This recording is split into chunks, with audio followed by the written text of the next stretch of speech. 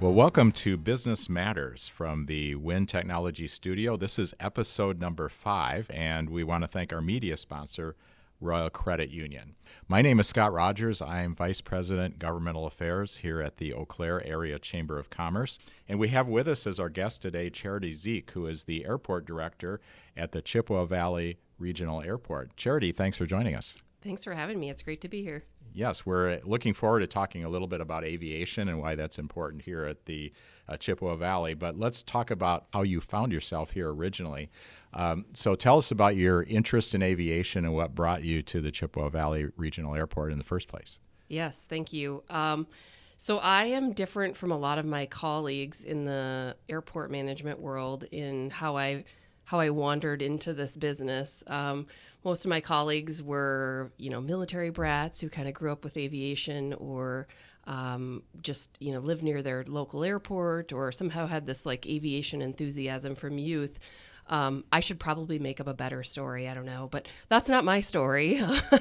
My story is more, I stumbled on a college after high school that happened to be arguably the largest aviation school in the nation, not for aviation, but for business management. And as one of the degree options or major options in the business department, there is an airport management degree, or there was.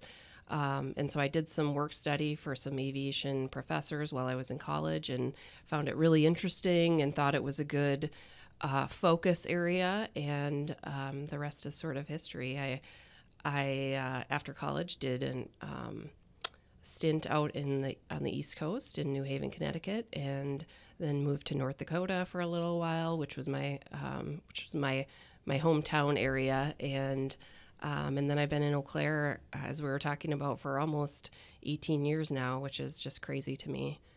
It's been that long. Yeah. Well, what interested you in coming to the Chippewa Valley Regional Airport? Had you been familiar with Eau Claire before you got here? I had not. I knew I wanted to stay in the Midwest, and in my job or my career field,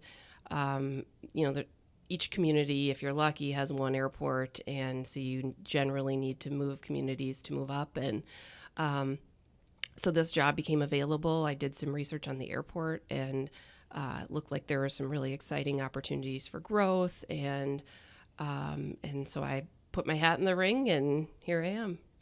Well, speaking of the airport here and the research you did on it, and of course you're very familiar with it after almost 18 years, but what is kind of your elevator speech about the Chippewa Valley Airport? What is the Chippewa Valley Airport, and where does it fit here? Yeah, the focus of the airport has shifted a little bit recently. It's many of the people in the community think only about the airport as an avenue to get them out of the community. And even probably more important is that it's a resource to get people into the community.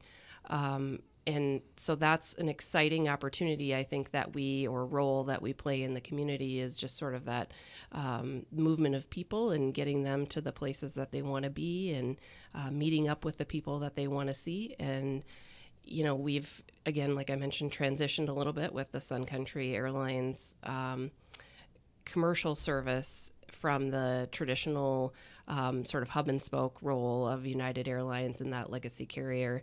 And so we've seen a little bit of a different passenger over the last since December of 2022. But that's exciting to have a new role and sort of have an opportunity to reinvent ourselves.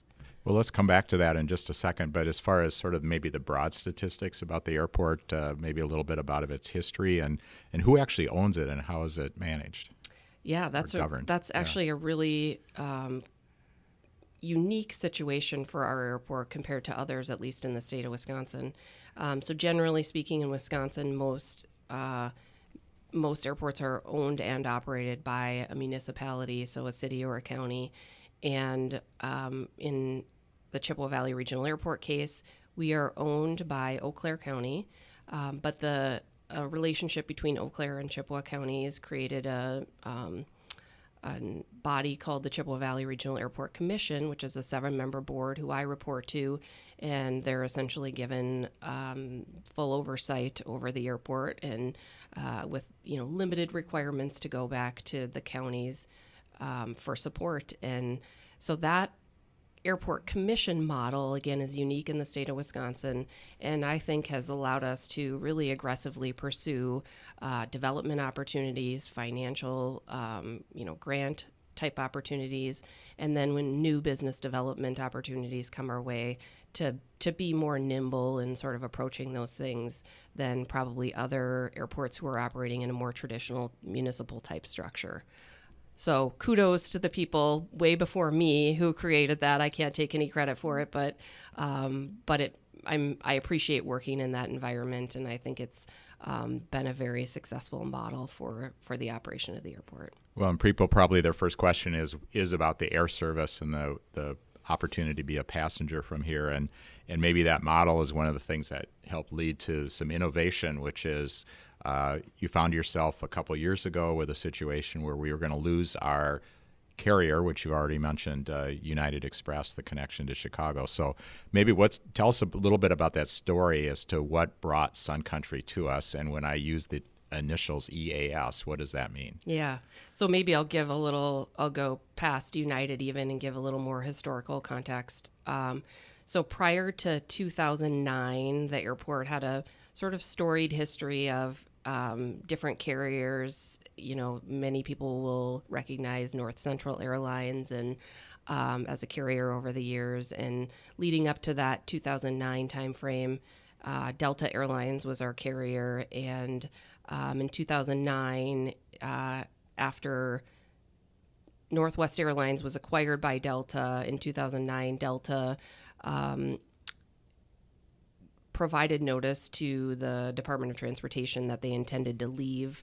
I think it was 28 communities at that time, and most in the upper Midwest. And that triggered a process for some communities like Eau Claire, who were far enough away from a hub airport to be able to enter the Essential Air Service Program. The Essential Air Service Program was created pre-airline deregulation back in the 70s to ensure that communities that had airline service pre-deregulation retained service post-deregulation. And so we hadn't been in the program prior to 2009, and thankfully we were eligible and able to be sort of enrolled in that program when Delta made that announcement. So that announcement triggered a bid process through the US DOT, where they essentially solicit airlines to provide service to the community. There's certain levels of criteria that they require an airline to do to be able to provide the service. And in that first bid process, we had 2 bids, Delta rebid, and then a regional carrier for United Airlines, SkyWest Airlines bid with the United service to Chicago. So the Airport Commission at the time had an interesting decision to make. It was some of it's financial based, and at the end of the day, the community isn't the final decision maker. The DOT really is, the US DOT that is, because they are the holders of the money and the contract with the airline, but they do rely heavily on community support for the airline. And so at the time, we looked at what had been happening with our service to Minneapolis. The reliability had been pretty poor, and numbers had been sort of steadily declining, passenger numbers, over the last 10 years or so. And United and the Chicago service to Chicago O'Hare provided an interesting opportunity to do something that was in contrast to just the traditional service to the nearest hub.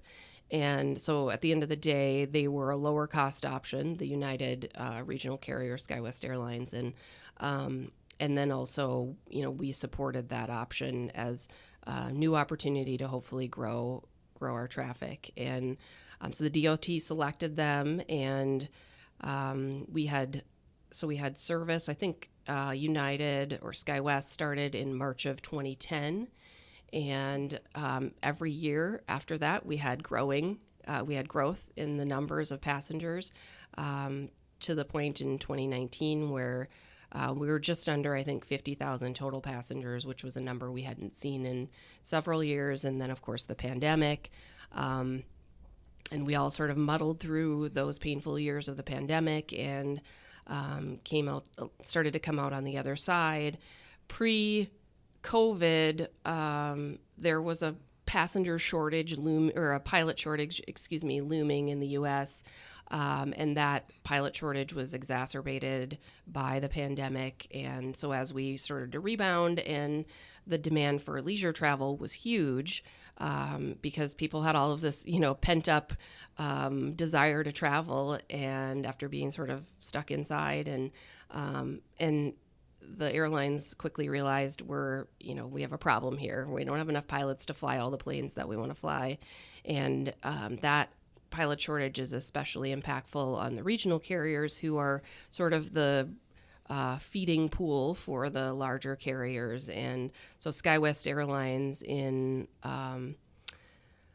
March of 2022 notified Eau Claire, and I think in the 20s numbers of communities at the same time, that they were, because of the pilot shortage, desiring to discontinue service to the community. And so that once again led to a DOT process, a RFP process to rebid service to the community.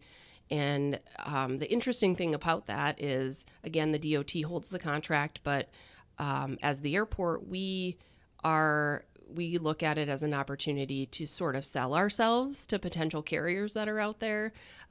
We have an air service consultant who is really knowledgeable in the Essential Air Service program and has a lot of really great contacts at almost every airline you could think of. And so we spent a lot of time between March and when the bids finally came in, soliciting airlines and telling them about the community, and trying to sell them on how great serving our community would be. And at the end of the day, the bids that were received by the DOT were, while we were talking to airlines, we had a pretty good idea that the bids were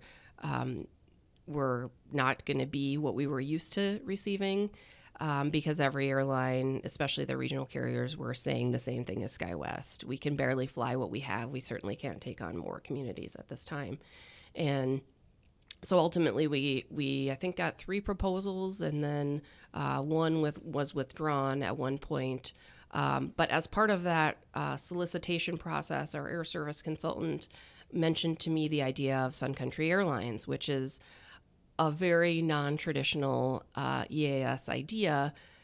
And they had no EAS markets at the time. They were not serving any other EAS markets. And asked if I was interested in, presenting to them. And I said, of course, let's put all the options out there and pursue everything we can, and see what happens. And so they were interested in the idea at that first meeting. I think maybe unsure about exactly how all of it would work, but very interested in the community. And obviously, being so close to Minneapolis, they have a lot of information on travelers in our region, because many people were already traveling on Sun Country Airlines from our region, and versus other communities where Sun Country might not have as much brand awareness.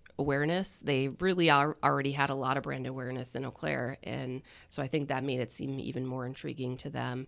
So ultimately, again, we got these 3 bids. One withdrew, and the other alternative to the Sun Country bid was a single-engine aircraft that I think was proposing dual options to both Minneapolis and Chicago.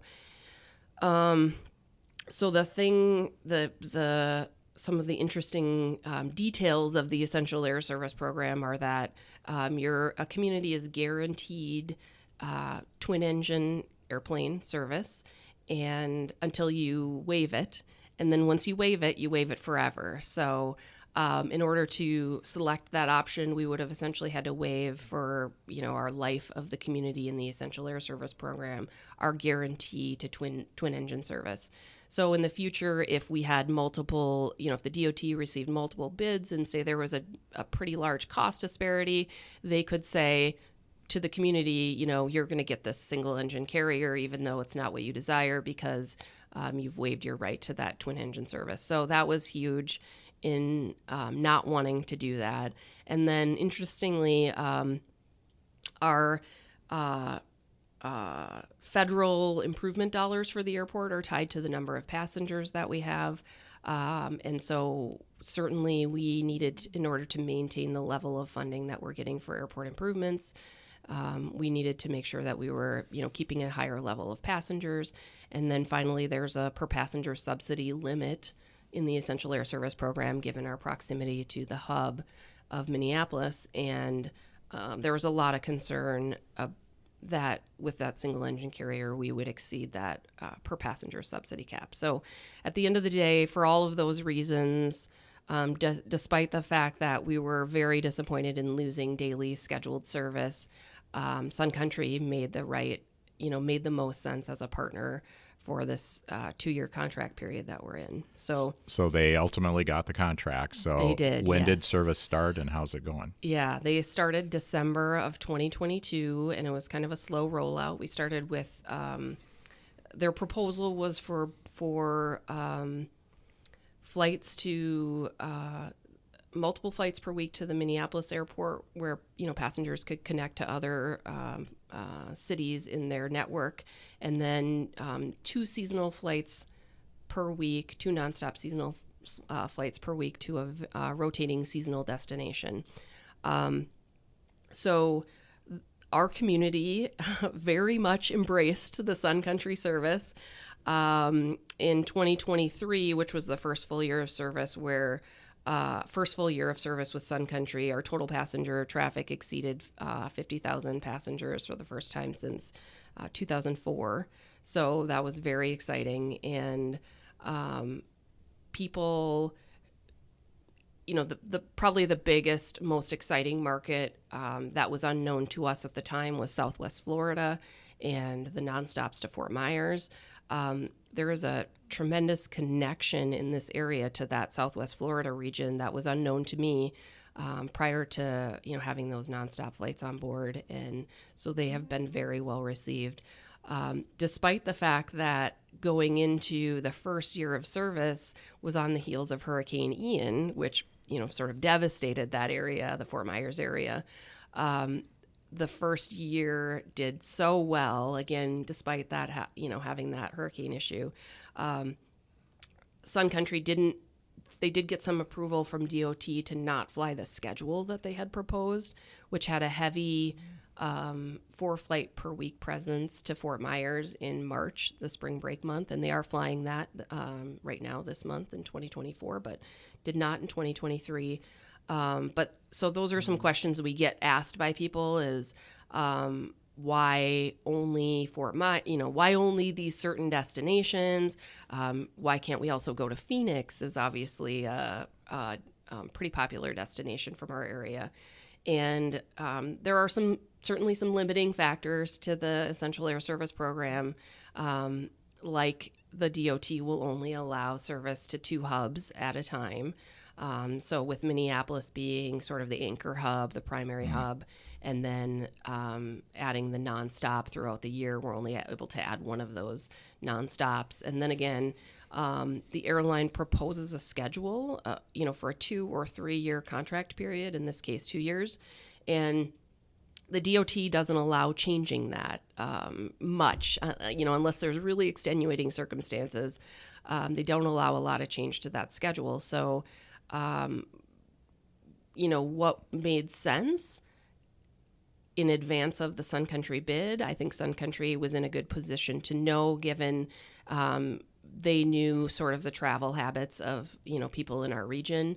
But it was also a little bit of a guess to see what would work. And, and so those flights are, sort of set through the end of this year almost as part of that contract period. So those are some of the things we get asked by people a lot, I guess, we're very happy, obviously, to have the availability of the Essential Air Service program, but it is a bit limiting in that sense. And so with those flights to Minneapolis, though, you can use Sun Country to get to another destination by doing that. And then there's also a ground transportation connection. Is that right? Yeah, even before Sun Country was serving the market, they had developed a relationship with a ground transportation provider called Landline. And Landline they were in Duluth before they were here, and has really made their mark kind of in that Denver market, surrounding the Denver area. They're doing a lot of business out there as an alternative to flights, giving people sort of that ground connection. And I'm not exactly sure the relationship between, the financial relationship, of course, between Sun Country and Landline, but the pricing is, if you're connecting on a Sun Country flight and you purchase Landline as part of your Sun Country, like, overall ticket, frequently it's no additional cost over what your flight just flying from Minneapolis would be. And you're also getting that ground transportation included in there. So if it works, it's a really cool opportunity. Coming out the door, Landline had multiple operations per day, and they've sort of slowed that down a little bit. We're hoping that they'll be able to grow that again a little bit more. There was a really good response. When we look out now, over the course of, say, the next month and a half, there's very few shuttles daily that aren't fully booked already.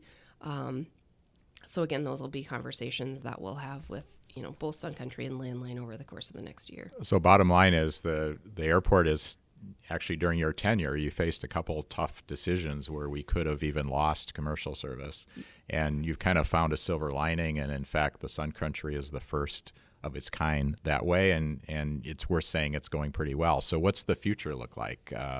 The contract will be up at some point, and people will wonder, what kind of air service might we have in 2 or 3 years from here? Yeah, that's a great question, and one I wish I knew the answer to. You're right, the contract will be up for rebid likely sometime this summer, and there's some good indication that we'll have more bids than we had the last time around. Just looking at what is happening in some of the other markets that SkyWest left back in March or wanted to leave back in 2022. Those markets, some of those have been rebid again in advance of ours, and are getting, they didn't get any bids the last time around, so SkyWest was forced to stay, essentially. Now those markets are being rebid, and they're getting multiple, carrier options, so that's exciting to see that maybe slowly the pilot shortage has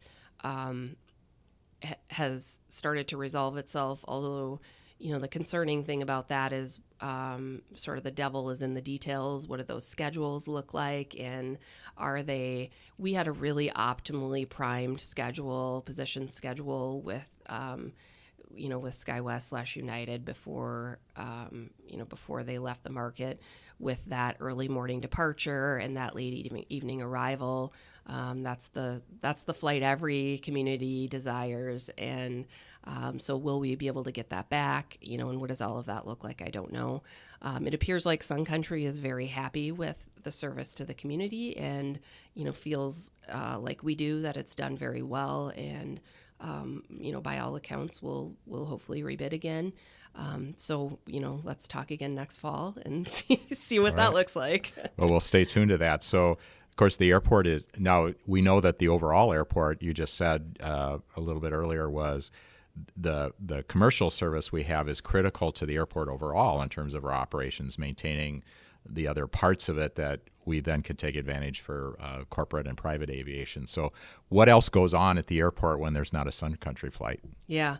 So interestingly, a very small fraction of our airplane operations at the airport are airline related, and that's been true for the history of the airport, likely. In 2023, we also had a really good year for the sort of private aviation use of the airport. We exceeded 23,000 aircraft operations for the year, which we hadn't done since 2013. Did I say 2013 the first time? I'm not sure. I'm not sure. Yeah.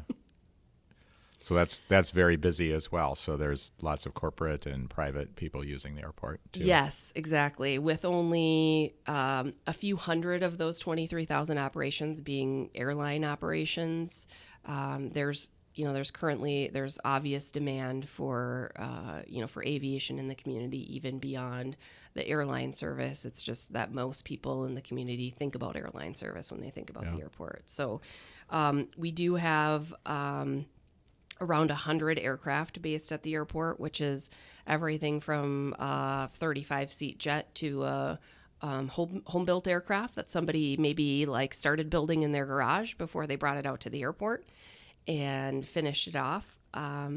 And we've got the airport owns over 60 hangars plus another 20 or so that are privately owned, and major demand still for more aircraft hangars. So we're working on more opportunities for new development for hangars as well. Yeah. So I'll go back to your personal story, and then I have one other question after that. So you've stuck around. So you must like your job. The airport must like you. And what do you personally think of being a person who lives in the Chippewa Valley here, and why have you stuck around? I mean, personally, both personally and professionally, I've stayed around because it's an amazing community, and there's so much to do here. The people are wonderful. I'm a Midwesterner at heart and by background, and I joke often that Eau Claire is a lot like where I'm from, except there's trees here, which is wonderful. And so I love the community, and the airport has continued to present opportunities for growth and new development. And I think the Airport Commission operation of the airport has been so critical to that, and for wanting me to stay here, quite frankly, because my bosses or that leadership of that board are very smart about different facets of things that impact the airport. Maybe we have somebody who knows a lot about building or engineering or development, and those are all things that we deal with on a daily basis, or somebody who's a private pilot and knows what it's like to rent a hangar from us and can provide that perspective, or somebody who has marketing, public relations background. So we've really been able to find people who are able to complement what we're doing at the airport and be supportive of that. And that's really important, especially professionally for me. Well, we call this podcast Business Matters, and the other question would be, why does the airport matter to business in our community? Well, and I think the answer to that has maybe changed a little bit over the last couple of years with regards to airline service. The other huge number of aircraft operations, much of that is people who are using the airport for business use, who are doing business in the community, and need a convenient way to get here, or who are local businesses who need a convenient way to get out to see their distributors, or people who are providing goods and services for them. And so aviation has a huge, I think, economic impact on a community, and I don't think Eau Claire is any different in the way that we provide jobs at the airport. We can help attract business to the area. We make it easier for visitors beyond business. We make it easier for visitors to come to the area, but also local residents to be able to leave the community on vacations. And, I think that's important for people to have satisfaction in the community in the way that they want to be able to also, we love living here, but we also want to visit other places, and having that be convenient is important to the community, just as important to the community as, being able to get people here. And so I think that's how we help support businesses in the community now and hopefully going forward. And things keep changing, so we'll stay tuned to that next EAS contract, and hope things keep going well at the airport. So Charity, thanks for joining us today. Thanks so much for having me.